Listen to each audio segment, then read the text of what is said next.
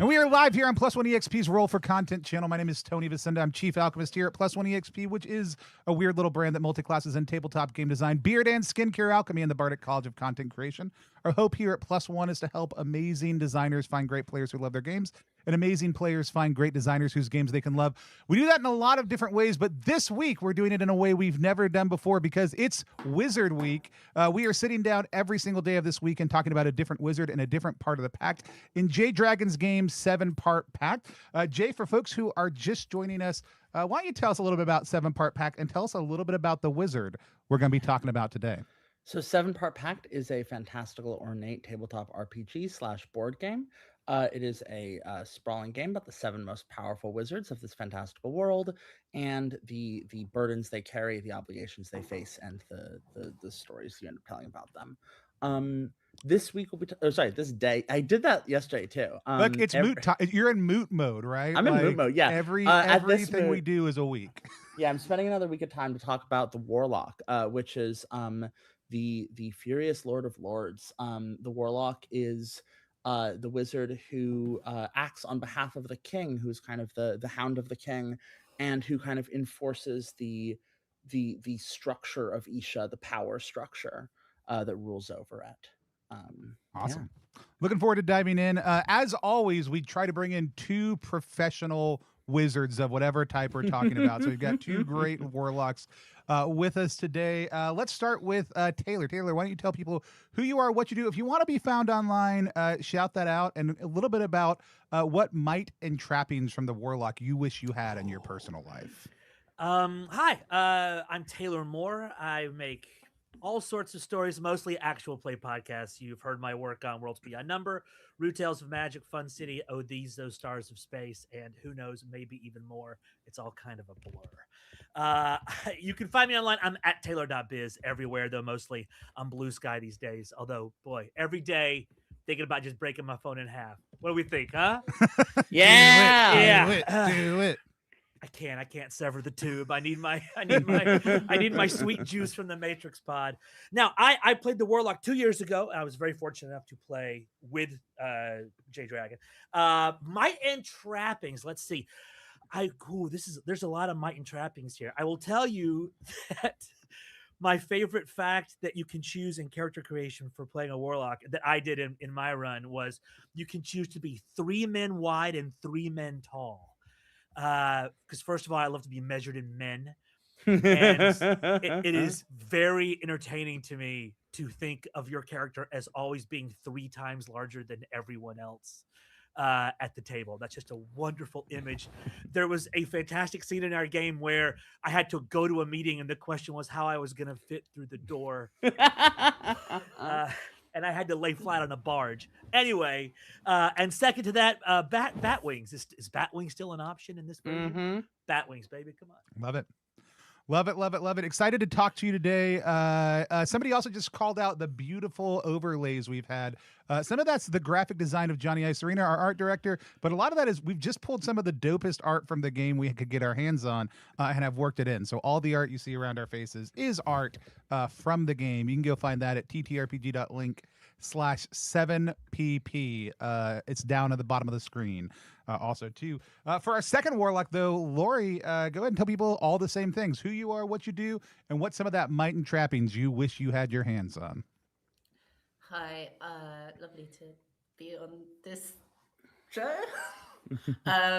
Anyway, that was a very awkward introduction. I'm Laurie O'Connell. I'm a writer, a critic, and an activist.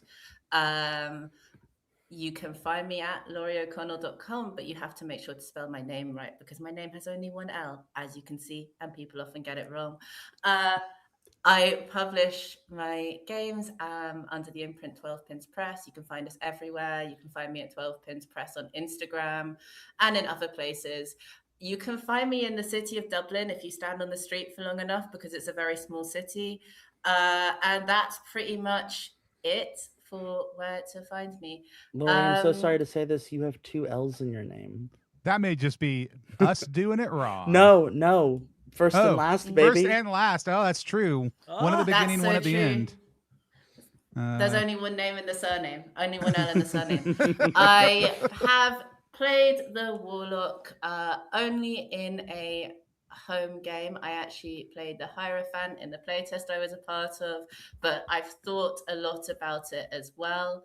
As I like to think a lot about political playbooks in role playing games and what they mean, and I like to hack games a lot.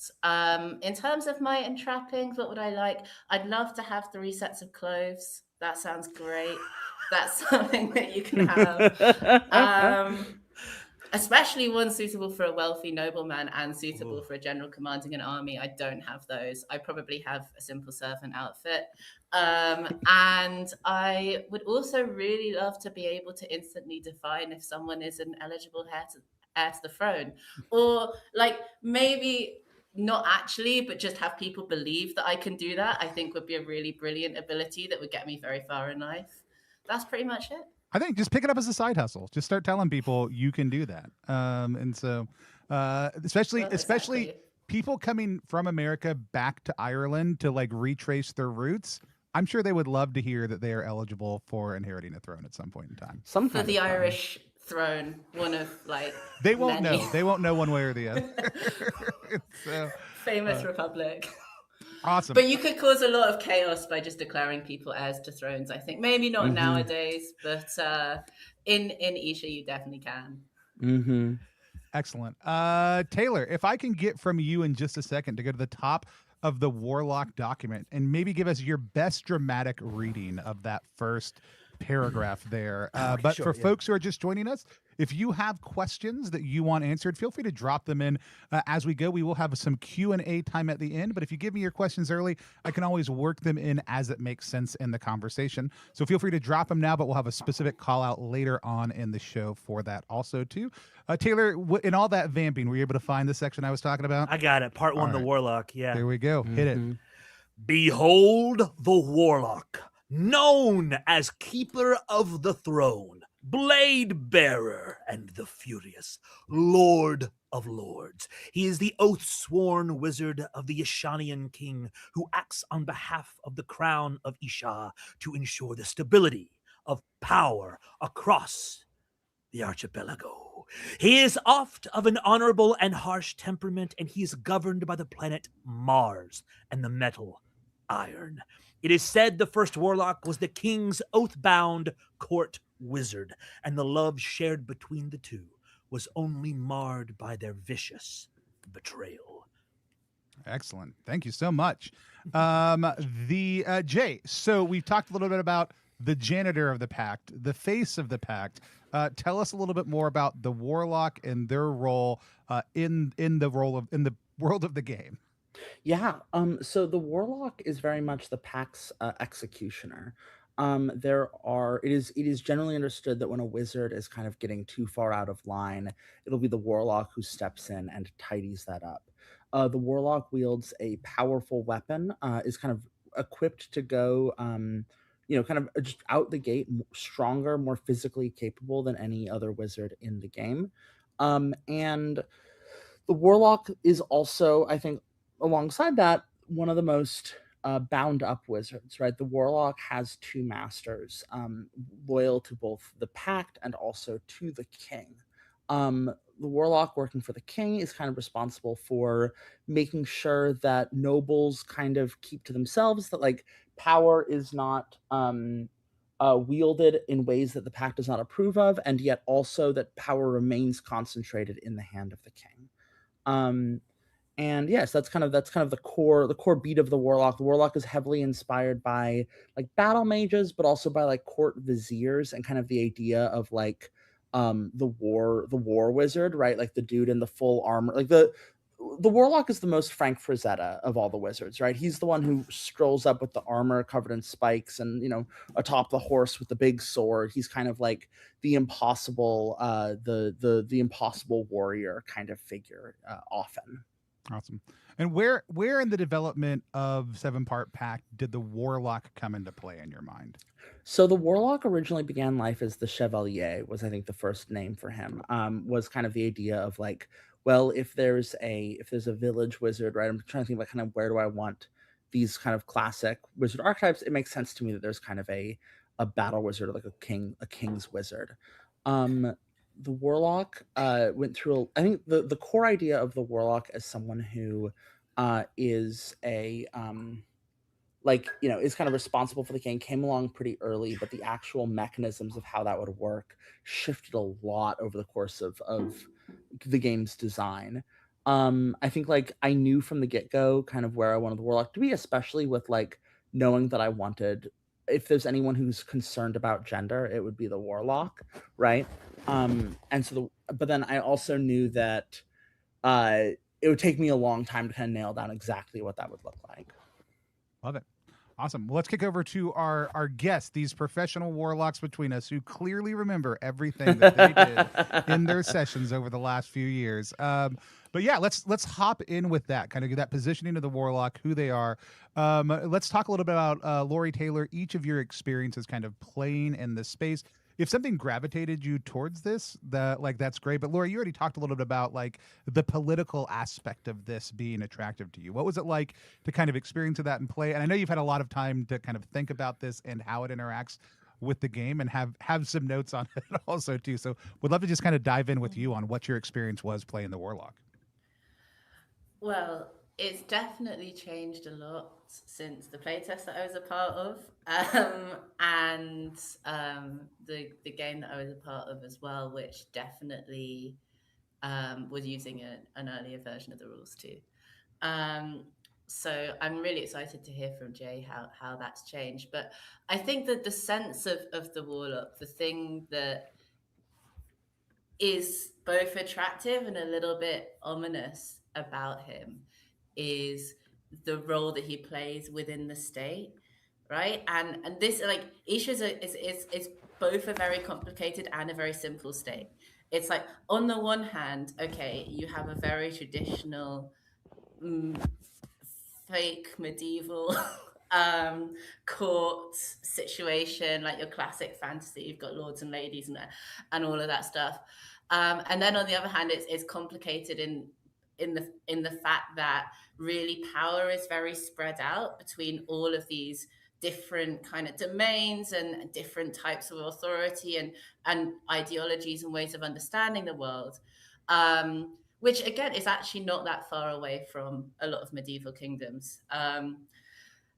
Then you have this magical being, this person who effectively kind of stands in for the idea that the state has to have a monopoly on force. He is the kind of arbiter of effective use of force in the world. And not only because increasingly as the game goes on, the warlock is the one kind of making the calls about what kind of uses of force are acceptable or not, but also because he has that magical capacity. So much of the warlock's capabilities are to do with slaying, and effectively using the threat of slaying, if not the actual act of slaying, to keep people in line. So he's a very interesting character, and I think you find as you play him, the experience is that, of course, like the game 7-part Pact is designed very obviously, you can tell this by reading all of the boards, it's kind of designed to bring more and more chaos into the world over time. And this comes from conflict between the wizards. It also comes from conflict between within the court itself, in the case of the warlock. What does that mean? The more chaos there is, the more important force becomes, and the bigger the calls the warlock is making. And ultimately, I think it was read out right at the start, but the idea that you serve two masters, like the Pact and the King, the longer that develops, the more you realize that actually you don't really serve either master. And you are kind of the arbiter of that. So I think that's the interesting play experience that sort of naturally develops from the warlock. And yeah, hopefully we can talk more about that later. That's a very general summary. But yeah. I think that one of the big challenges for designing the warlock was that, you know, I want the warlock to be about power, and the hierophant is in charge of the people, and the mariner is in charge of the land. And so you're kind of left like, okay, well, we're talking a lot about power, but we're trying not to step on the toes of the people or the land, right? And it's tough to, and then also kind of by extension, what is the function of power in Isha if not what the Pact does, right? Because the Pact kind of like ostensibly the social contract that is supposedly the agreement made between a ruler and his subjects is that the populace gives to the king, and then the king like ensures peace or ensures stability. And that's what the Pact is doing, right? The Pact is the one ensuring peace and stability. And so it's like, well, what is actually the king doing? And those were some questions that took a long time to answer. I'm very grateful to Cole Worley, among many others, for sitting with me for many hours, kind of like bandying about different mechanical ideas. The way the Warlock has settled, which again neither of you have played with, but the way the kind of domain has shaken out is basically that there are these titles which have it's like a lord who wants to do something, right? So there's a lord who like he wants to he wants to improve trade routes, and that's going to do something to the mariner's domain, and maybe that's good and maybe that's bad. And the warlock can either let the lord do it, in which case maybe the mariner gets that benefit, maybe it causes a problem for the mariner, kind of depending on how the card shakes out, or the lord can or the warlock can distract the lord and kind of entertain him and send him off on something spurious, which will keep the other wizard safe from that problem, but will cause authority to leak away from the king. And the way I've set it up is that there is the king who sits upon a big pile of authority, and then there's all these alternate fringe ideologies that are different ways of governing and structuring Isha. And as these authority tokens move away from the king and spread out to these other powers, they will rise or fall in Isha's prominence. So that's kind of how I ended up structuring it. It took a lot of trial and error to get that to a state where it was both playable and also not like overly fiddly. But that kind of core idea, right, of having people who you are invested in, who are trying to enact their plans, and you are trying to entertain or distract them or push them forward, lest kind of dangerous false ideas begin to bubble up, has been a through line through the Warlock for this entire time. And Jay, am I right in remembering that this is the game this is the mini game that has been changed and flexed most recently? Like everything else is a little bit more settled. The Warlock is the one that you've been working on the longest. Yeah, like the Warlock, so the problem was that for a long time, the Warlock had a mini game that I really liked. And Taylor, you played with that one. It was the one with it's like you got the board, you got the little guys on them, and they're dancing around their little board. That game is so cute. It's so cute. It does such a good job producing these little complicated Game of Thrones stories, but took like 3 times as long as everyone else to think through. Did not really have a clear doing good or bad at it visual, which is like a thing that I came to value a lot, is like you can look over at the necromancer's board and see, oh, there's 10 bad guys lined up at the front door. The necromancer is in trouble. The warlock had no clear visual for that. You would look at it and you'd be like, I don't know what this means. I don't know if this is good or bad. It just seems to be a bunch of noise. And then finally, it all felt very small scale, right? It was very fiddly, but none of that fiddliness impacted anyone else. So it was a lot of challenges of how do you keep the core themes of the Warlock? How do you keep that feeling of like a Game of Thrones plot line bubbling up on its own, without the feeling of, I don't know, those negative qualities. I'm still going to probably at some point take just the Warlocks game and turn that into like a zine or something because I like it so much, but I can't in good conscience justify it as like a thing that's apart. Well, I loved it.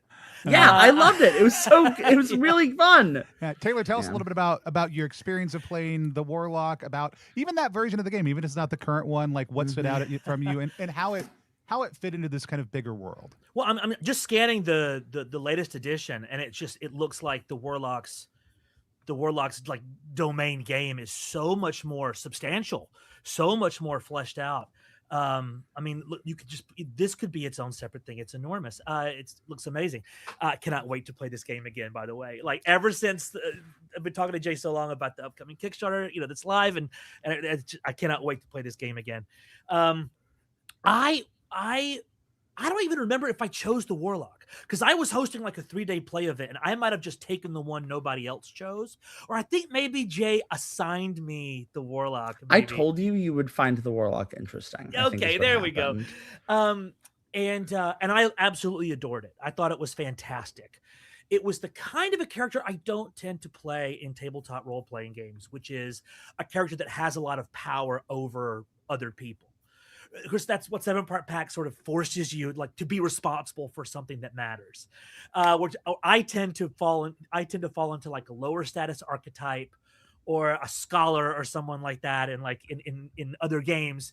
And so I'm terrified of like going into a game and like steamrolling other players, or making them feel like they can't talk and make their own moves. That's the scariest thing in the world to me. But I took to the Warlock. Like a pig to beautiful shit. And I'll tell you, a lot of it has to do with the character creation process. The questions that the game asks you as you go through that process, it's my hands down my favorite character creation process I've ever done for any game. I loved it. As I was playing the game, as I was creating the character, just like the story and the character ideas were just coming to me just like an onslaught. It was every question, every prompt, every item, every bit of history was so evocative, and it anchored me to the world, but also led you on to like, well, then what's next? I felt like that, like by the time we were done with character creation, I knew exactly what was going on.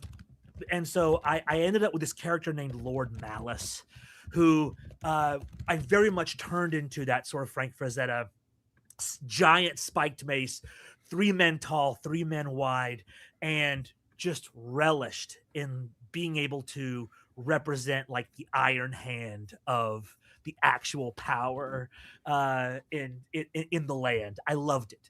Like being able to call other wizards in and be like, that is not what the crown demands. The throne, the Onyx throne cannot, abide this. And I mean, I'm sure we've all been talking about this endlessly with the other guests, but like the way that the domain game, the mini game that each person has, the way that it gives you ammunition and it steers the narrative play in a sense. Correct. I feel like what. I'm sorry if I'm. You gotta stop me because I will talk for 45 This is fucking like, minutes. everybody else got a chance to talk for a long time. This is your chance to talk for a long time. What 7-Part Pact does for me that has like cemented my playthrough as something I might not remember every detail, but I will remember that game for the rest of my life. And what makes the game stand out to me is it balances structured play, rules-based, clicky-clack. You can tell if you're doing a good or bad job. The rules are not socially right. It is a game. It is like you're playing Go, where versus the narrative play where you are making very freeform decisions, and you are coming up with new details and new facts about your character in the world and other players that feels it would be intimidatingly free in any other circumstance. But 7-Part Pact structures these two things and has them in such a balance that it really feels to me like a different kind of, like a new genre of tabletop role-playing game. Yeah. It is so good. It is like when someone makes a song so good they create a new genre of music to explain why you like it. Like that, it feels very much like that. And so what gave me that like frisson of excitement on every single turn was how I managed my mini game into the greater narrative and what was happening at court and how that determined what I would do at the moot, and how the character creation decisions directed me and gave me a firm foundation for both the structured play of the minigame and the collective socially determined narrative game. And it was just great. And I'm dying to play the new minigame. But it was fantastic, and getting to bully the other players in character, because I was very uncomfortable. I was playing in a group of people with mixed genders and everything, and I was like, God, am I really gonna get in there and like wield the giant spiked mace of like that's not very manly of you. And I did it. It was so fun. And let me tell you, the first fucking time I did it, you could have heard a pin drop in the room. Because, you know, all you have to do is talk like your middle school bullies. But in a very deep voice. It's scary how quickly and easily that came to me. But it is a remarkable lever of play to be used, and how that interacts with the character choices you make of like, well, who is this person? Because I had chosen a warlock character who had been born a woman and was living as a man in order to gain power, and then had their lover killed by the king, and so was on this decades-long plan to entrench themselves as the most fearsome masculine presence at court, right? To like go through these horrific body transformations through war magic, to both hide themselves and intimidate others in a like decades-long plan of revenge and revolt against the king. And so the way that came out in the gender play of the game, and like how I even directed the pieces on the mini game, every single detail sort of interacted with each other and gave you new things to do in every other aspect of the game. I love it. It's so good to hear. Like it's so exciting to hear from other wizards, because I've played one wizard and that's it. Hearing about the excitement that other people felt about those same elements, but in wildly different ways for a wildly different part of the world every single time. We had a backer who asked, and Jay has responded, but I want to shout it out. People are asking about the rules that we're showing on the screen. There's a current tier on Jay's Patreon that's available, but Jay's also working on making some elements available for backers to be able to see also too from some of these pieces also. So if you have questions about that, go to Jay's Patreon, or you can go back it at ttrpg.link/7pp. Go leave a comment on the Kickstarter page if you got questions about it, because Daryl will answer that faster than me. So. Yep. Yeah. But the thing I want to talk about, and it's really funny because Vic brought this up over in chat as maybe a silly question, but I think it's a great question to kind of dive a little bit deeper into how this wizard starts to interact with the world, and that is who the king was in your world. And that specifically, their question is about your king's birthday, because the birthday of the king kind of shapes a little bit of who their identity is, how they see themselves, who they are in public, who they are secretly, all those different elements. So think back in your minds for a second, if y'all can remember a little bit more. You don't have to remember their specific signs, but a little bit about who your king was and how that helped drive the narrative forward. Jay, was this an early choice for you in character creation? Yes. So the Warlocks game has always been governed by the king. My favorite joke is that the king's sun, moon, and rising signs are what kind of determines what the Warlock cares about each month. I think also one particular little joke, right, is if you play using kind of the default arrangement that I tend to use for like introducing newer players, the king's birthday is in June, which means that about 3 months into play, which is just enough time to really be warming up and really feeling like everything's simmering and there's stuff that's going to happen. You do a big group scene where there's like one annoying guy who's going to be making demands of you and eating up your time. And it's just such a good, like, the king's birthday party ends up being always this really good kind of boiling over moment that in some way or another plays out always kind of in a way I really enjoy. And I think Taylor, our game of that, had one of my favorite moments of that in playtesting. Oh, should I say? Yeah. Oh, yeah. Tell the little story. I mean, you're the one who did it. That was the moment. It was fantastic. That was the moment everything had sort of been building up to for my character, who had been working on this plan to get close to the king. That was my mini game. I was like, I've got to clear out the court. It was a perfect like court intrigue story erupting from my mini game that no one else could see. But I was as invested in it as anything, of course. The king was in this big black onyx stone throne, and my character, of course, is enormous. And finally, like, what, do you remember the lead up to it, Jay? I know. Also, I think structurally, I think we were all giving the king birthday presents, because that is what wizards have to do at the king's birthdays. You all have to line up and give him a present. And I think our king was kind of an entitled jerk. Yeah, he was a whiny little baby. Yeah. And I picked up the throne and I crushed him with it. Yeah. I threw him on the ground, picked up the throne, and absolutely brained him. Uh, Mm-hmm. oh, there were gasps. That was a great. Mm-hmm. Nobody saw that coming. I don't think. I am interested a little bit more in the reaction around the table because we talked about this a little bit with the necromancer, right? Like the ability to essentially have enough power in the game to potentially break the game you're playing and have to figure out the new state of it.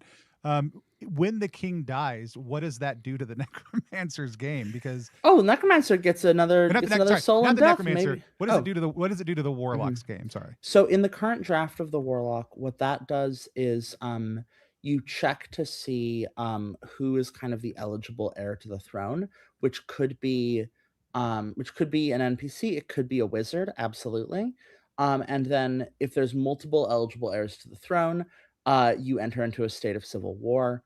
If there's only one eligible throne, then that person becomes the new king, and kind of succession is passed on cleanly.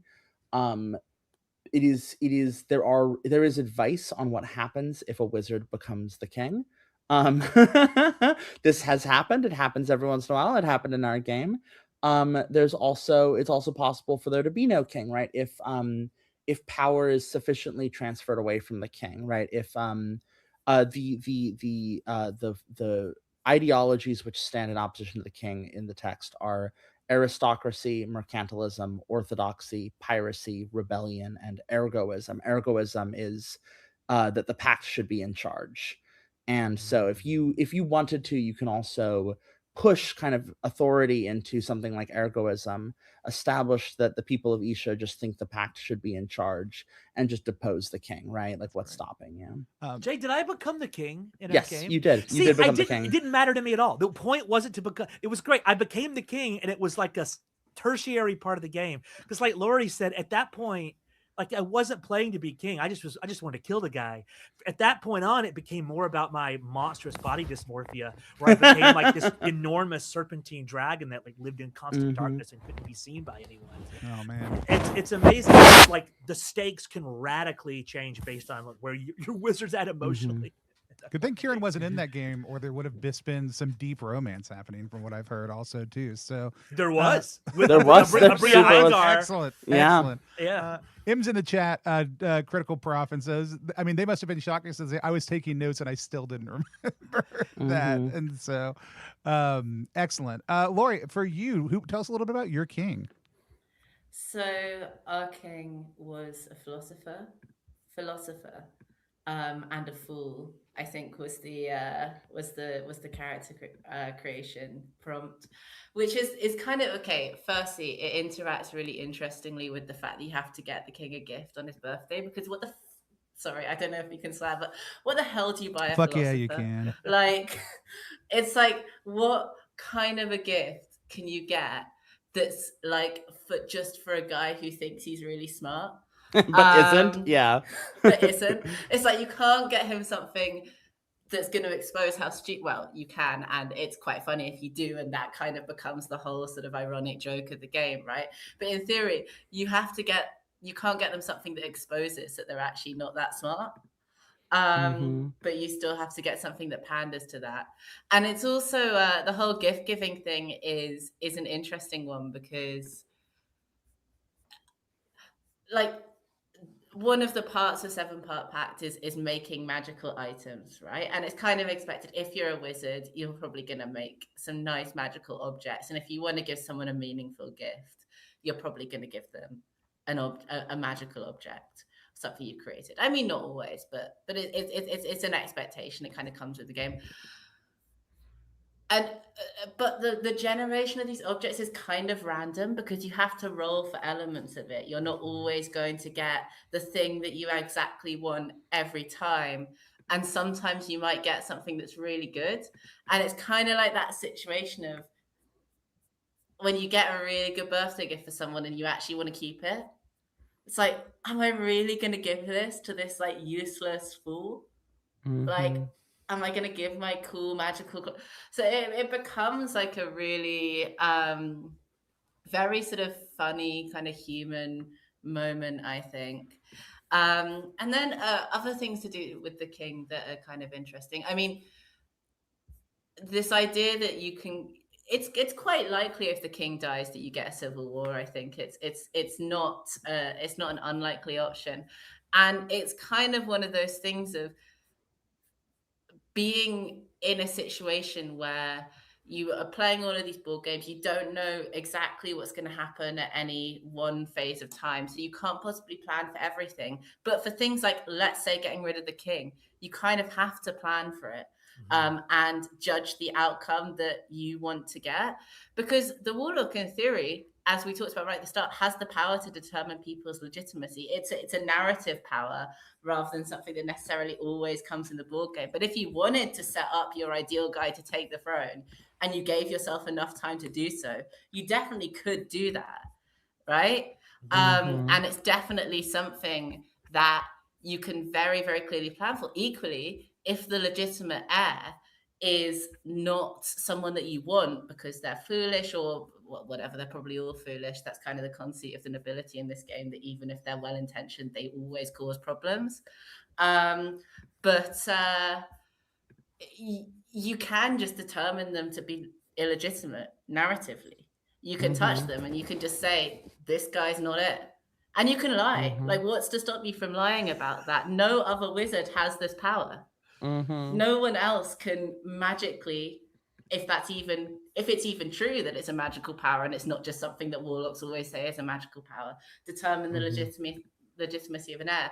So again, you have like some really kind of cool stuff that can come along when you get rid of the king. And ultimately the question is, what do you do with it, and have you planned enough for it to be the outcome that you want?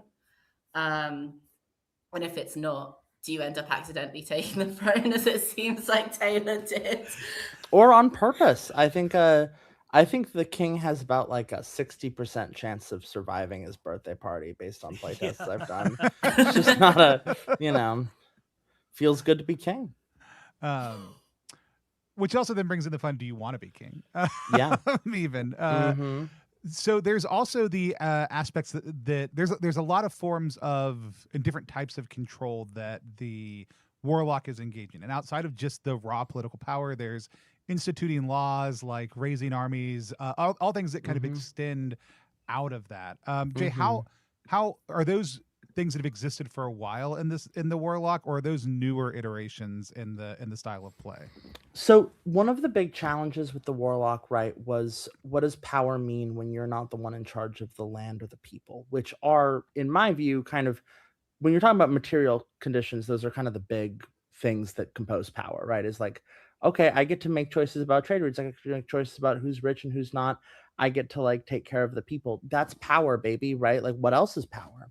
And the conclusion that I kind of came to was like, well, the ability to maintain peace is power, right? The ability to say that like you want things to be a certain way and then things are that way is power, right? The ability, like the ability to keep things as you want them to be is power. And so the warlock really kind of draft hyper focused in on that. Like, the warlock is the one who has the ability to make sure that things, at least in the mundane world, kind of work the way they're supposed to, right? The warlock gets to be the one who says like, hey, if a bad thing shows up, I can rally an army and set it against it. The warlock gets to say, well, I'm going to declare a law that makes it so that anyone who wears the finery of a noble who is not a noble shall be, punished, right? And the warlock gets to then say, hey, wizard, you're not obeying the laws of the king. I'm sending an army into your domain, and now you can't do your stuff because I've put an army there. And that took me a while to really kind of hammer out, because I was so nervous about like, oh, well, I'm kind of stepping on other wizards' toes, right? Like, there's kind of other wizards whose jobs is to be in charge of the whole deal, right? Like, what's the warlock doing? And it kind of was very clear that like, no, the warlock should have the power to make these sweeping proclamations, or through the king make these sweeping proclamations, right? The warlock should have the power to say, oh, the king is mad at you and he's appointed a governor to watch over your deal and breathe down the back of your neck. And like, the king has dedicated bureaucrats to like monitoring you, right? It should be possible for, if you kill someone in public, the king can declare that you've broken the law. And it took me a long time to kind of hammer out the finer points of that, but that's kind of where the warlock has settled. Yeah. God, I want to play again right now so bad. This is, hey, you know what? Like, cancel the rest of this. Everybody get out your wizard hat. All right. Everybody roll with the wizard.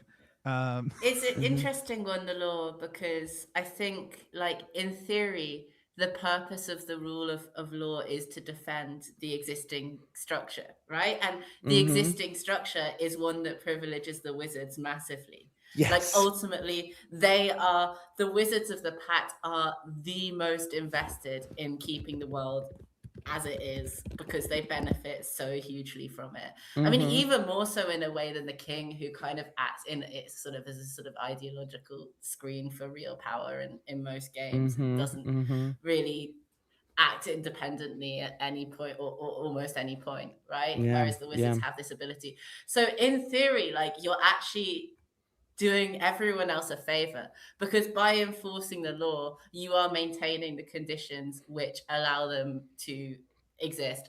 And you're also never enforcing it neutrally, right? You're always, it's even written into the rules of the game. And even if it wasn't written into the rules of the game, it would simply be the case. I think when I played the playtest, that actually were a bunch of predetermined laws at the start, and now they can kind of slot in and out. But either way, most of those laws are things that at least one or two of the wizards kind of always have to break, because that's their whole thing and they're always breaking it. However, just because you're kind of doing the other wizards a favor, that doesn't mean that it's not going to screw them over. And ultimately, you're doing yourself more of a favor, because more than any of the other wizards, you're justifying your own existence through enforcing the law. We've got a Constant lot threat, of questions kind of around that specific issue. Like, they're dancing around it in different ways, but some people are like asking, what is it like when you're the one who can stab everybody else? And then other ones, people are like, oh, well, like, other people are obviously going to want to bring your friends. In some ways, as the warlock, and I feel like this has been fairly consistent, like, relationships in some ways are your domains differently than the way that the Hierophant embodies people. Like, there's a way that there's constantly this interplay of what are the relationships between these powerful factions, which is going to include the wizards, and even the laws that are able to be kind of lean towards. There's different influences and forces. A lot of those lean into another wizard's domain, as you touched on, Jay. I would love to hear, like, do warlocks end up a little bit more factionalized with and against other wizards than other types of wizards at default? Do you see them kind of finding themselves? Because I remember in our play, like, there was some pretty immediate, even though the players were both loving it, here's how we're in conflict with each other right away with the warlock. They seem to be a central conduit for how the wizards interact with and through each other. Is that pretty consistent in most plays? I think it's certainly shown up a lot. I think that the warlock kind of pushes the issue, right? Where it's like, when a wizard starts kind of acting out a bit too much, you can kind of hear the sharpening of the sword, and in particular the Faustian, right? Where the Faustian has textually, hey, at some point you're going to need to ask the warlock to kill you. And if you don't, you're going to become a bad guy. And so you just need to, like, prep yourself that eventually you're going to need to ask the warlock for that, or don't and become a bad guy. And there's a lot of that kind of thing where it's like the warlock has a monopoly on violence, and certainly wizards can access violence, but the warlock is going to always be the best at it. And it's that interesting tension that I think a lot of games have to find different solutions for. That is, like, when your deal is the thing that the game is about, right? This is kind of the problem the fighter has in D&D, and also kind of the problem of the gunlugger and Apocalypse World, and also there's a few different archetypes where it's like, your thing is the thing that's everyone's thing, but you do it the most. And the warlock's thing is consolidating and maintaining power, which everyone does, but the warlock does it in miniature with the king. And the king is kind of like the Pact, but one level down and, like, rendered again. And that's part of what made it a challenge, right? Was to be like, well, anyone could be doing warlock stuff if they wanted to, right? Anyone could grab a sword and start turning themselves into a war wizard. So the warlock has to be the best at it. And I think the way that has very, very consistently true is that one of the warlock's humble magics one of the warlock's pact fragment abilities is to murder any mundane person who stands before them with a single strike, faster than they can react, and with such certainty that none may dispute their death. And this is a little bit of a joke, because this is, in some ways, one of the most powerful things that a wizard can just do at any moment in any scene, at any opportunity. However, it is very, very rare that just killing a random mundane guy actually solves any problem in the game. The Warlock's entire domain is based around leveraging and manipulating soft power, and therefore, which is coded as more feminine in play. So the Warlock like knows that they like the Warlock is in some ways the balance I found with him is like the Warlock is a general who is being forced to be a politician, right? That the Warlock is really, really good at killing people and is constantly being put in situations where killing people will just make problems worse, right? Just killing the king is not gonna necessarily solve that much for you, right? Just killing a general or killing a duke doesn't make anything easier because the duke's house is still around and now they're mad at you. And killing another wizard, sure, you might be better at it than any other wizard, but like what have you done that has made things better, right? You have to do it smart. And that's kind of what makes the Warlock, I think the Warlock's relationship with violence really interesting, is that like much in the same way that for the rest of the game, killing someone doesn't help much, right? Like having all this, you have all this tremendous power, but it's not enough to fix your relationship with your wife. The Warlock kind of concentrates that into the blade and says like, well, you can stab anyone at any time, this, but does that solve your problem? No, and but because you make it explicit in the text, it dooms the player to find that out through play, which I love. Yeah. I think what was I going to say? Well, one of the ways that it definitely does interact is that you are wary of the Warlock if you're playing any other wizard. You are aware of them. I mean, this is a story from when I was playing the Hierophant, but of course I was planning a massive religious reformation that the playtest didn't run long enough for me to actually carry out. But I was planning like a really, I mean, it was really serious, guys. There was going to be some serious changes happening in the church. I was really inhabiting my like Thomas Cromwell. I was really getting into it. But I was like thinking to myself, how long can I do this before the Warlock notices what I'm doing? And every time like the Warlock would have something complicated to deal with in the court, I'd be like, yes, they're distracted by petty court dealings. They don't know what I'm doing over here. I've got one up on them. And I would be like hiding my little board game away a little bit, being like, oh yeah, I've just done this, and this, no. And I think like as with most violence, what is most powerful is not the act of violence, but the threat of violence. That is a general truth that exists in the world. States don't function because, some of your guys' states do. Most states don't function because they're just killing people all the time. Most states function because they can threaten to imprison you, kill you, commit violence against you. And that threat is enough to keep people conscious of not necessarily doing everything that they might otherwise be doing. And that is the kind of impact that the violence, the capacity for violence and slaying that the Warlock has on the game, I think. And I think it's a very effective impact. And I don't think it's one that other players resent, but it can make players a bit weaselly. I don't necessarily think that's a bad thing. I imagine there's a lot of players like trying to figure out how they stay on your good side, and that's a lot of them bringing things to you potentially. And again, in the current iteration of rules, the ability to say like, well, yeah, mercantilism is something that's going to get in the like Mariner's domain, but they may want that, and it may benefit that. So like, there's this interplay of both carrot and stick in the Warlock that's really interesting in the current iteration. I want to do a little pivot to a really great question that came up earlier and hear from y'all a little bit more of the thoughts about it. And this is again from Vic. The Warlock's domain has distinct roles for women, more so compared to the other games that you're playing in 7-Part Pact. How did their presence shape cultural femininity in the world of the game?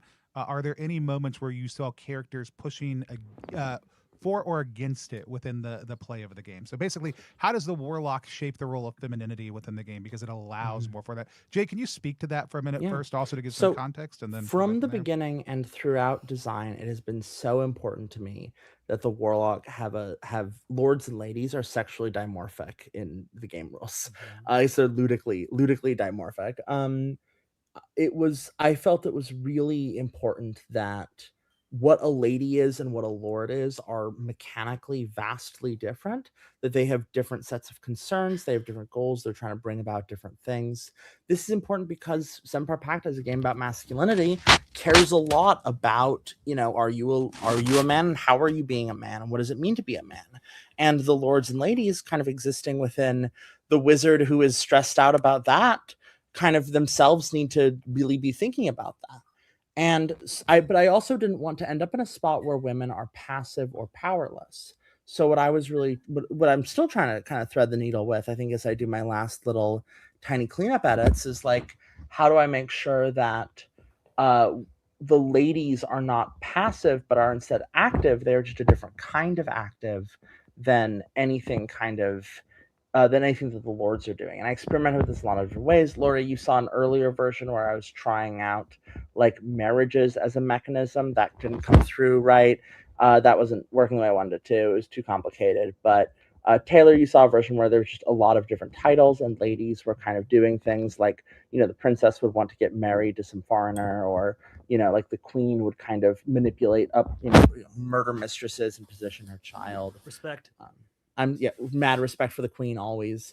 And I'm still not so satisfied with I might still be tinkering very slightly. I just want to find like the right little balance of the way I've talked about it is kind of the ideal fantasy is the feeling that the Warlock's domain is a game being played, like that men are pawns and women are players. This is, very, very hard to model in a game that is itself being played by someone, right? You've kind of got multiple levels of play, and that's always been part of the struggle. But I think what I've really wanted is to walk the line of like, women are active and yet denied power. Yeah. Love that. There's definitely a version of the game where the Warlock just controls the Imperial harem and just manipulates that. Yeah. It's probably not the version of the game that is being written, but it would definitely be interesting to see what that would look like. Yeah. What stretch goal do we need to get to that version? No, of the there game? is no stretch goal where I'm writing additional wizard domains. That is a Just the nightmare. That is harem an game. evil idea. We just want the No. Jade Dragon harem game. That's all. We No, I'm sorry. You can go ask Eclipse or Sage the Anagog or something. No, That's get in the on me. robot. Get in the robot, Jay. Get me out of here. Taylor, I want to ask for you specifically. Like you mentioned earlier, like the choice you made to play as a woman who was pretending to be a man because they are a wizard, or pretending as a man because they're a wizard, and then kind of how that grew as you became king of the realm. Like how that continued to evolve. Like what was your experience of being the warlock, making those choices, and how did it maybe drive through play a little? It was electric. There's so many games that try so many different ways to get you to care about your character in the world and the story immediately. But by plugging actual gender terror and gender anxiety into the rules, you immediately give a shit. You're scared that you're going to hurt someone. You don't know if you're going to do it right. And you immediately know like the pressure that your character is feeling. So it's so crazy that like, that's something from our world that we plug into a game and suddenly the game becomes you start out with stakes. You start out with an emotional truth, that you're able to take to the character. And for me, more than like playing with gender as it is per se, that immediate emotional connection to it, it's just like you start the game by lighting a white hot fire in the furnace of character creation. And then as the game goes, as each chapter progresses, my character was very much caught up in this performance and keeping this secret as a means to get revenge on the king. That was Lord Malice's ultimate plan, was to, in order to do this, I must become a wizard. So I must be a man. So I must be the most man. I must be the most wizard. And then Lord Malice achieved his goal and killed the wizard.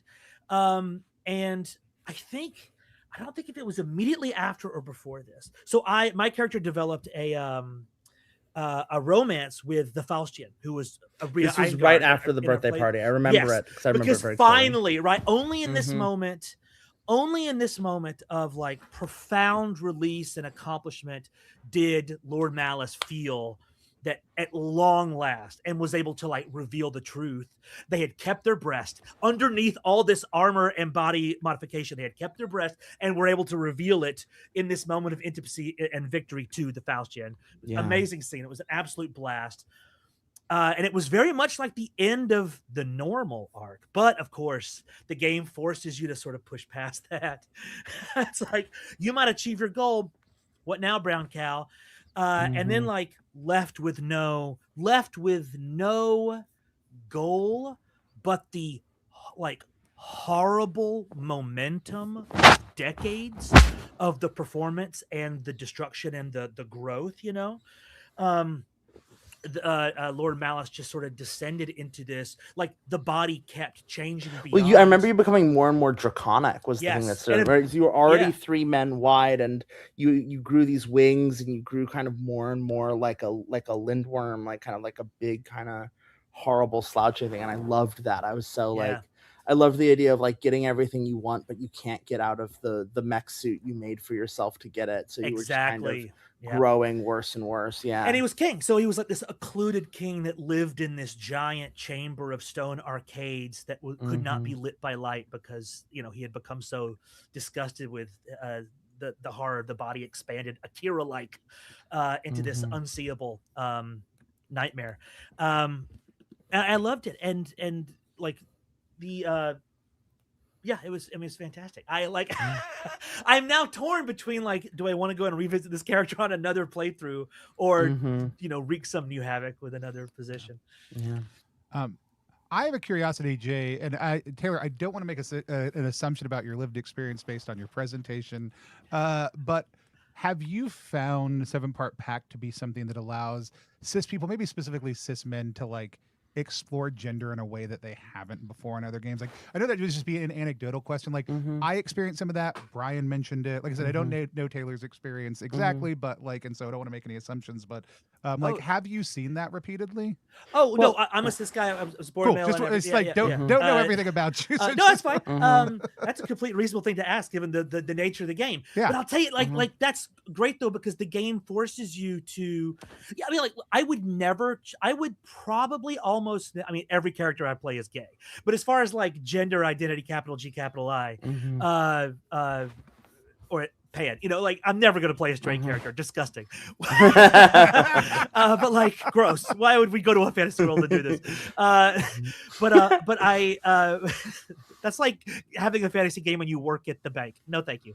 When I tell other people, I would probably, and I always have stayed in like my gender identity lane because I don't want to be, you know, like I don't want to step on a landmine. I don't want to I don't want to be perceived as like being disrespectful or jokey or playful. And I know that those emotions are going to come up. So I don't want to, you know, I try to stay in my lane. That's probably the best way to put it. But this game forces those at character creation. There's no rule in the game that says examine gender identity, but like the character creation forces you to create a character that has to in the past have made a big decision or has had that decision made for them in an emotionally resonant way regarding gender. And so, and especially because the Warlock is there, who is, you know, I mean, depending on the player, but my Warlock definitely hopefully not too much. You don't want to be annoying, but like policed gender in a way that like no one at the table feels that we're getting out of this alive. Like you're going to have to deal with it. You better act right. You cannot come to the Wizard's Moot and think that, you know, this is a safe space for whatever you've quote unquote decided, right, about yourself, right, according to the patriarchy. So it's like you've because the game forces you to deal with it, you are free to deal with it without the guilt of a misstep, and that's a very enormous gift. Laurie is my one straight friend. Yeah. Yeah, and your one cis friend, by the way. Yeah, no, sorry, that was a bait. That was a bait. I think, well, I would say like because my partner also played, and she basically said, "Well, I don't want to play a man, but I have no real interest in playing a trans woman in a game. I would like to play a cis woman." So she decided to play someone who's, I think she was playing a necromancer, and her whole character was that her husband had died and she just took over, and she was just like, you know what, I think I could just take over. I'll just wear this mask the whole time. I think, well, the Warlock's character creation problematizes a lot of different things. Like there's points in your character creation process where you can develop a conscience, which is completely out of step with the rest of all the things that the Warlock does, for example. So it's not only to do with gender. There's a lot of different parts of the game that problematize other aspects of play and make them more interesting and interact with each other. On gender, when I was reading the Warlock playbook, I was like, I don't have any problem internalizing this idea of masculinity. That's fine. And I think, I don't know, like being a trans man playing the game is maybe a kind of a unique experience, because you do think a lot about masculinity and how to perform it. And you do kind of, in a way, just like accept that there are certain things that being masculine in a certain way are going to get you that you otherwise wouldn't have access to. And you're going to do that. And there are certain things that you can't do anymore, like being a little bitch to people, like really kind of is different when you're like a slightly like a guy rather than just like a girl going out in the world saying like slightly rude things to people. It's like it reads completely differently. So going through life in that way, you're already accepting that there are ways of performing a gender, and there are ways of being, and you kind of read all this stuff that's been written about masculinity, and you're like, yeah, I kind of feel almost comfortable interacting with this role and enforcing it, because it's something that I enforce on myself. And therefore I feel very qualified to enforce it on other people, and I'm going to do it to the maximum extent possible. So I don't know, I do think it does. One of the things that the game does show, I think, is that anyone can write thoughtfully about what it means to be masculine, to be feminine, right? It's not something that like only a cis straight man could write meaningfully about what it means to be a man. In the same way, it's not the case that only a cisgender woman could write meaningfully about what it means to be a woman, right? Like this is a broader artistic discussion that we have. And as a writer, and as a game player, interestingly, Taylor, I'm kind of the opposite to you. I prefer to play straight women characters. And I don't like to stay in my gender lane at all. And when I write, if I do write games that are kind of exclusive to a gender, it will almost always be about the experience of being a woman and what that means, because it's more interesting to me. It's not something that I'm like having to deal with all the time in my regular life. So yeah, I think it's a really rewarding play experience, and I think it's something that opens up a type of writing that I think should be more accessible and more democratized and less actually overly policed. I think meaningful, serious, thoughtful writing about being different genders and those kind of social categories should be opened up and should become a part of writing. I mean, RPGs. and I think that's what is interesting to me. Like, I think one of the great things about 7-part Pact is it's making that explicit invitation. Like Taylor used the term force, and it is like it's putting you in that corner, because it's not the game is not allowing you. You can always choose to ignore the rule of a game if you want to, and that's a thing you could do here, I guess. True, yeah. Why are we playing this? But like, there's this invitation that even if you're like, oh, I'm a cis man and I'm going to play a cis man, the choices you're making with every playbook are still going to make you evaluate what the fuck does that mean to you in your relationships with other people in other parts of the world. And Laurie, I think you're exactly right. Like, it is inviting, like, it's opening that up in really interesting ways. It's inviting people to explore that who I think wouldn't have, who it may be unexamined for, or even if it's examined, like we're actually getting to do a thing with it with other people now in a very distinctive way. And so that again, I just in my own experience of play at the table and listening to Brian, listening to Taylor, like that's kind of come up as a really exciting moment in play repeatedly. And so, and I think a part of that is like, oh, it's letting us into that space in a way that creates freedom that like we haven't experienced before. That still seems weird with privilege. I don't know. Well, It's not a trap. I think that it's not I a think trap. that Here you go. I'm taking it back what to happens is like I think that there's there's a mindset that a lot of like well-meaning left adjacent left wing cis men will have, which is like hey, okay, like I've learned that I need to shut up and listen and learn. And I think that that is true in a like a oh, we're doing like a big, like we're doing the revolutionary caucus or whatever the hell, or we're doing the workshop about gender or whatever. But I think if you're sitting down to play a game with your friends and they're people you care about and trust, everyone I'm sitting down to play with, I'm equally invested in their perspective on account of them being my friends who I'm sharing a thing with. And like, I don't think that this game is didactic. I'm not interested in making a game that says like, all right, we're making a space where we can get, we can do the gender 101 and we can come out the other side. I'm interested in kind of an organic conversation. And I want everyone to feel like they have the space to share their perspective through that. Right. I think that I'm so tired of a lot of games, a lot of things. I've talked about this, I think, on a previous stream of the like, oh, we are just going to pretend that gender doesn't exist, right? It's like, oh, anyone can be whatever.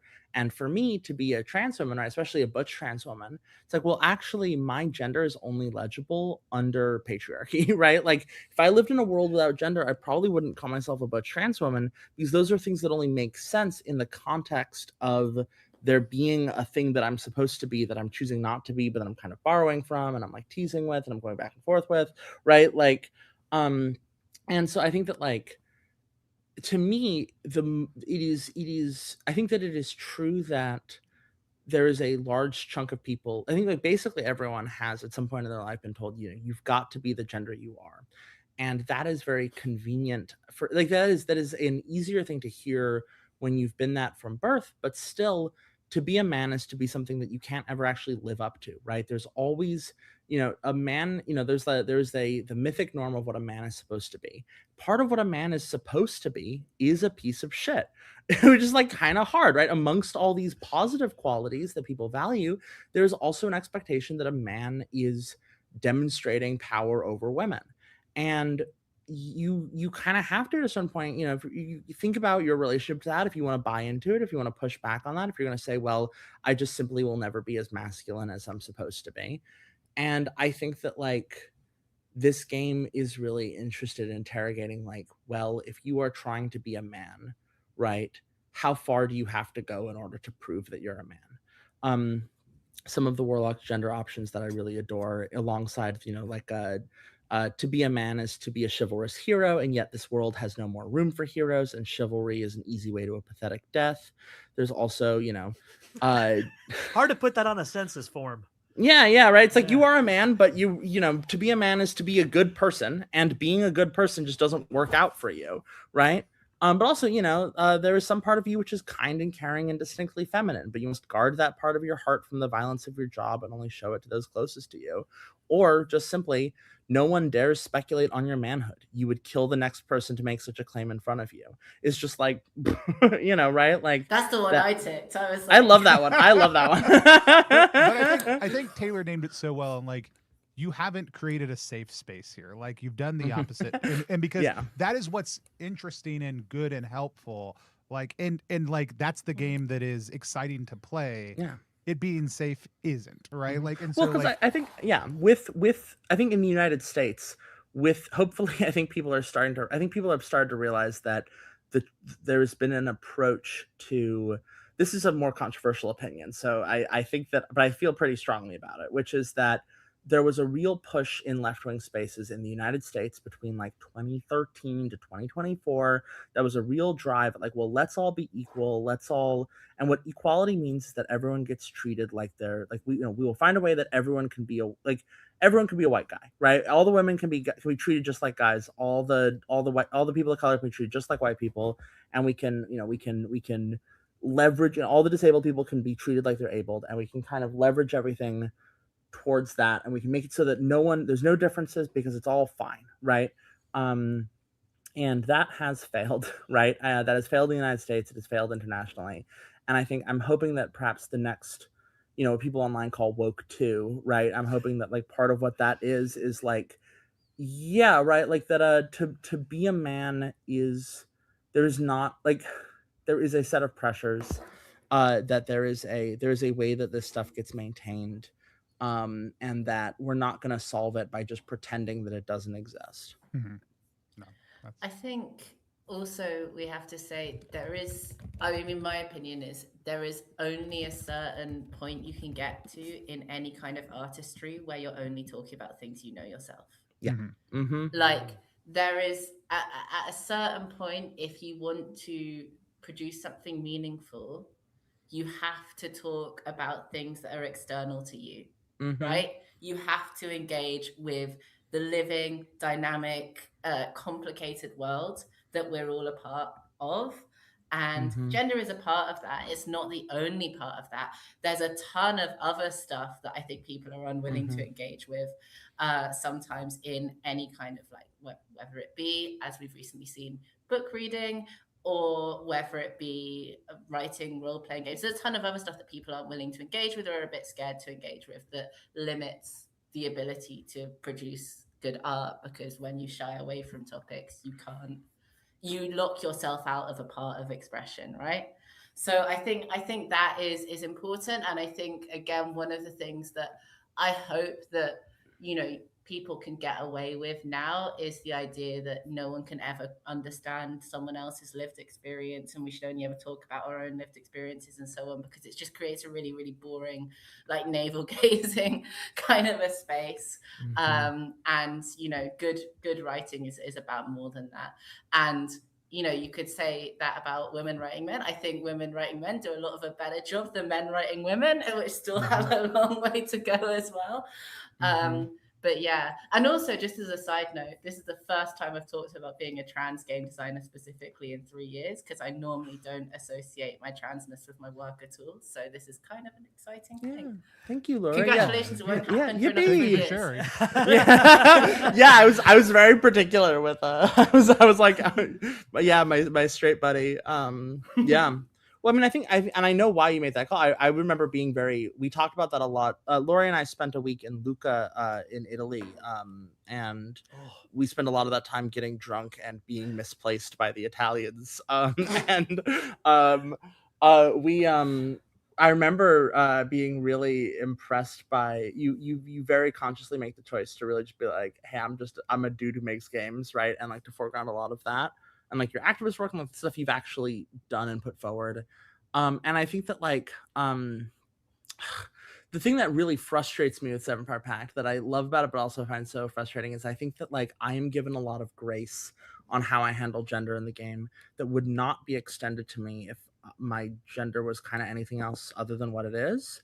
I have found that the most effective way to prevent kind of bad faith mumbling about the game is if I've put on the first page of the rule book a little author bio that uses she, her pronouns for me. And that has done a pretty good job of making people kind of respect what I have to say for the rest of it. But also I find that pretty goddamn annoying. And like, while I certainly understand where the frustrations with like, where I certainly understand where a lot of the frustrations in a lot of feminist movements have come from around, like men and such. I also just think that like, I don't know. I'm not an activist. This game is not this is not a political work. This game is not going to save the world. This is a thing that we are doing for fun with our friends. And by fucking God, I'm invested what all of my friends have to say. And I'm invested in making art with my friends. And that means that they're going to have to go out of their lanes in the same way that I have to go out of my lanes to make this game. And that's like what makes art interesting. And I want to do it with my friends because I value them. Right. Yeah. That's the best reason to make him play games also too. So I appreciate it. I mean, awesome. If anybody else has any more questions, now is a great time to throw them in chat. In just a second, we're going to go to final reflections from our guest. Jay, is there anything else from the Warlock that you as the creator really want us to kind of sit with for a minute, take some time to talk about? Anything else like that? Not off the top of my head. Laurie, I know at the start you kind of teased some thoughts on Monopoly of Violence. I'd love if you wanted to, if you got any more you want to talk about with that. Cause like, I think a thing with the Warlock that I was really kind of, that was, like I was invested in is I want to make sure that like Isha as a whole, like, as you said, right, it's a simplified kind of caricature of medieval systems, which was necessary because if I did it as complicated as I wanted to, it would be illegible. So I did have to make it kind of make some stuff less, like if I was writing a novel, Isha would be much more convoluted. But yeah, I think Jay texted me once and was like, I think I can make the map the territory. Yeah. I was like, if I just simply make Isha detailed enough, if I just simply make everything, and like the way I kind of squared that circle was that the Warlock now has a bunch of little cards that say like, oh, this noble is the viceroy of Ishana, and when they get to act, the king gets +2 authority, and the Hierophant cannot change their isle or sanctum next month, right? And like little things like that like allow them to make sense. But it definitely I don't know. Yeah, I think that the balancing of the game with what are the actual political circumstances that or how things work with like how do you abstract that? I don't know. I'm just interested in your thoughts, I guess.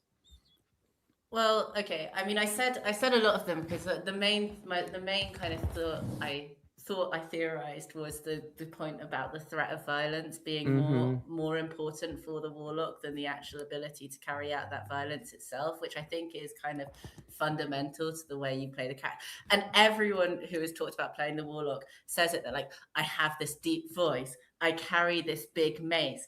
It's not about just performing masculinity, actually. It's about performing power, right? And saying, look at my massive mace, look at my huge wings, like don't cross me, right?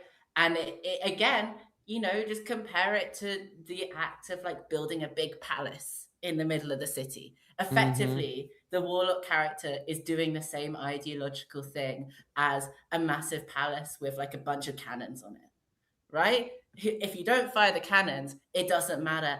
Everyone that walks down that road can still see the cannon, and that's why they're there.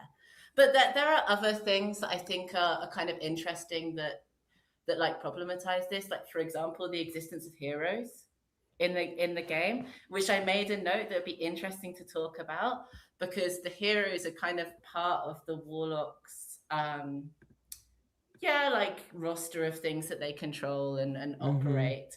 But when you introduce a hero, they might be the coolest guy in the world, but for the wizards, they can only cause problems. Yeah, a hero just wanders from place to place making problems for people, and that's all they can do. They're no good at anything else. Heroes are not monsters. Well, or it doesn't matter. They could be serving the common people, whatever the hell they're doing. It's a proof that there's a level of power and force that exists outside of the Pact. And that, I think, when I read the heroes thing, firstly, I was like, well, why would the Pact ever want to recognize a hero in any way? They're only going to cause problems for them. So there has to be a very serious reason. But also, like, the very existence of that in the game kind of proves that, well, yeah, you can't have an alternate source of force and the Warlock and the Pact. These things are kind of fundamentally incompatible. And then this is a very loose thought, but I would say like this is something that all of these kind of like dynastic fantasy type things struggle with. It's the classic Game of Thrones dragon problem, right? It's like, well, if you give someone a monopoly on force, they're just in charge. Like how do you then make it so that isn't really, really boring? And it's very difficult, right? And that is why in so much fantasy, the wizards are a bit weird. Like there's not, there's certain things they can do, they can't do, they don't do. They have all of these rules that govern what they can and can't do, because the minute the wizards aren't governed by all of these rules, the whole world becomes pointless. Yeah. Well, and that's kind of the thing of the history of the setting, right? And like that's kind of the way I solved it was that there was a time when wizards were in charge, just straightforwardly. They did rule the world for a long time.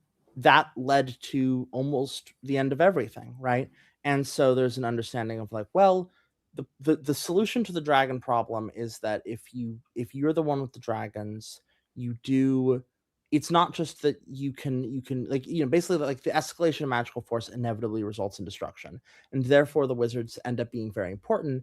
They end up being shaped almost more like nukes than dragons, right? Where it's like, yes, the countries that have them are the most powerful on the geopolitical stage, but also utilizing them makes the setting completely unravel, right? And the wizards would rather maintain the status quo.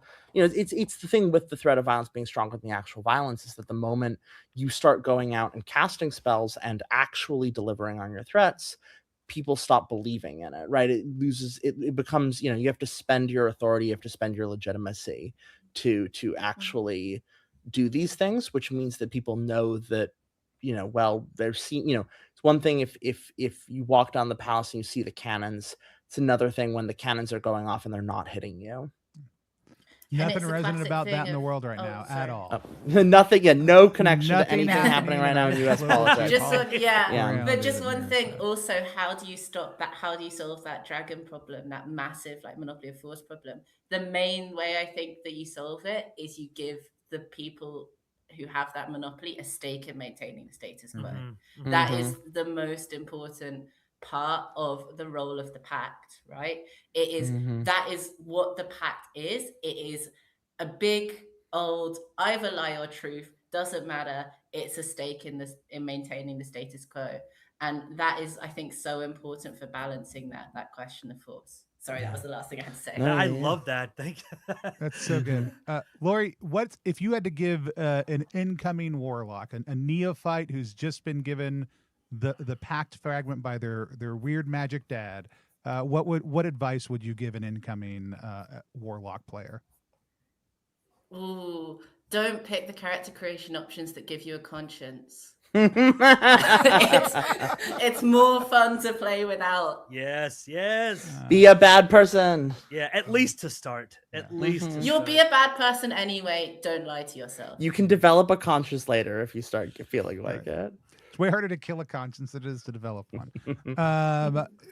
Taylor, how about you? What are some of your final thoughts on what are we talking about? Is something you want to bring up, but also what advice would you give folks picking up the mantle of the warlock for the first time? Yeah, my advice is the same. Don't start nice. Your role is to not be the nice one.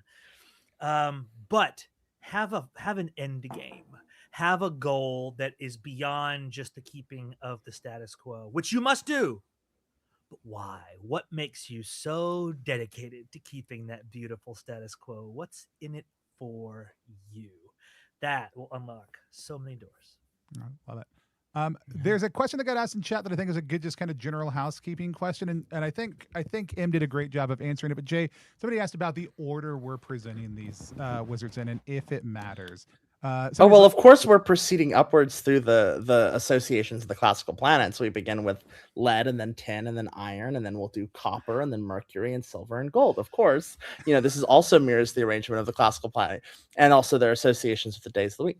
Come on now, this is no. I mean, that is legitimately my answer, but also it is a there is an order to the wizards, and I like to keep to the order when I can. It's the same reason why there's 49 scrolls for sale at the highest tier or whatever, right? It's I like to hold to patterns when I make them. Yeah, that's great.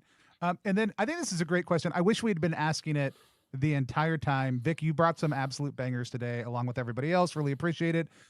For our two guests, did anything come up while you were playing the warlock that led you to wanting to play a different wizard the next time? Oh. Which could also just be, which wizard do you want to play next? Is it the warlock again or something else? But well, playing the Hierophant made me want to play the warlock, but I actually want to go back and finish a Hierophant run because I really want to carry out my religious reformation. Like, the Church of Isha is decadent and corrupt, and it needs to be purged. And that's my platform, and I'm sticking to it.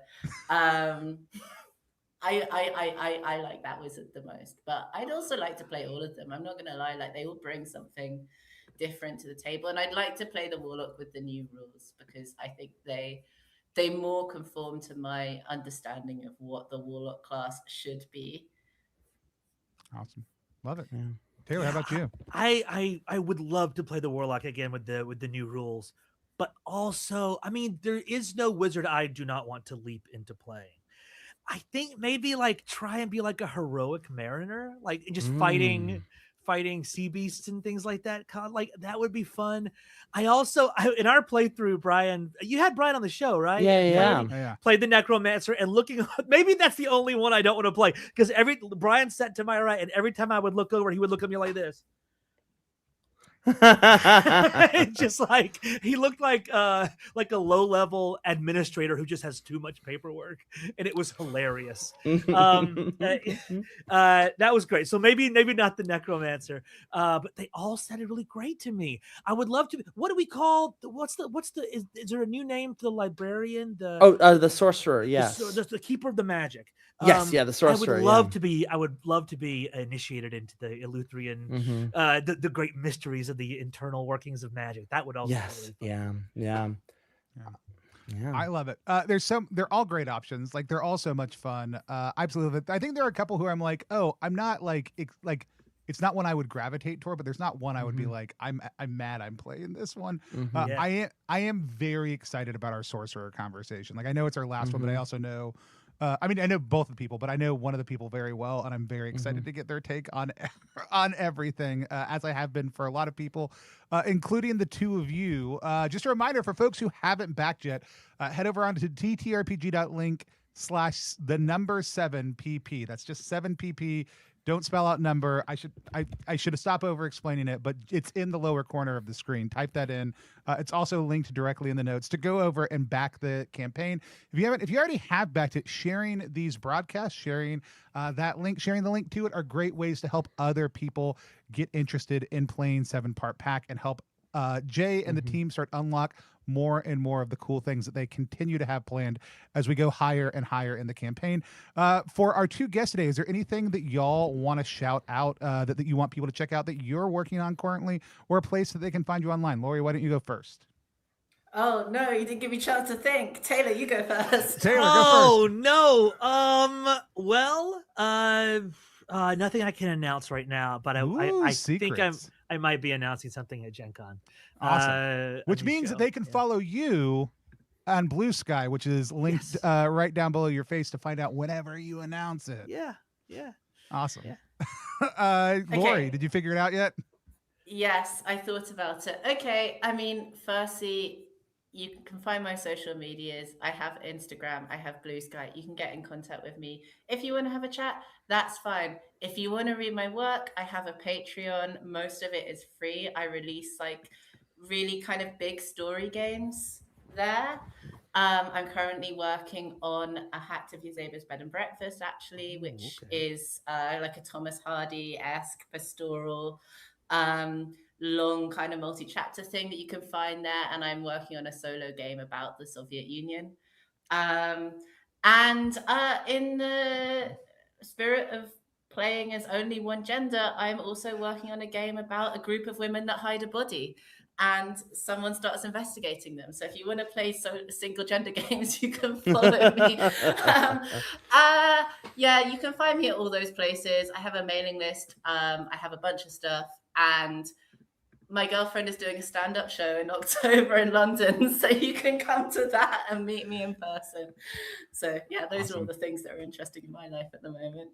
Love it. Jay, is there anything specific about the 7-part Pact campaign you want to shout out that you're excited about that's coming up? Oh God, what's the next Kickstarter goal? I haven't been paying attention to what the goals are. That's fine. I will say tomorrow here on stream we will be talking about the Mariner with Jindal. Oh, and you're talking to Avery tonight, right? Yes. I was, but we're gonna have to reschedule. Aaron is sick. Oh no, poor dear. My backup co-host doesn't, and I did not have enough time to prep for a solo stream with Avery. I would never walk into that conversation. she's a brilliant mind. She's so great to talk to, but between Aaron and I, we had split things up. And so we'll be rescheduling that. When you get the chance to talk to her, be sure to ask her about how her work and how 7-Part Pact and her influenced each other. It Because was she's on got my some- list, and I was so excited to have this conversation Yeah. couched in the middle of it. I am devastated that we're going to have to push back. That's okay, man. I understand. But yes, tomorrow will be the Mariner, with Jen de la Vega and ZXU, which will be a really great combination. Yeah, awesome.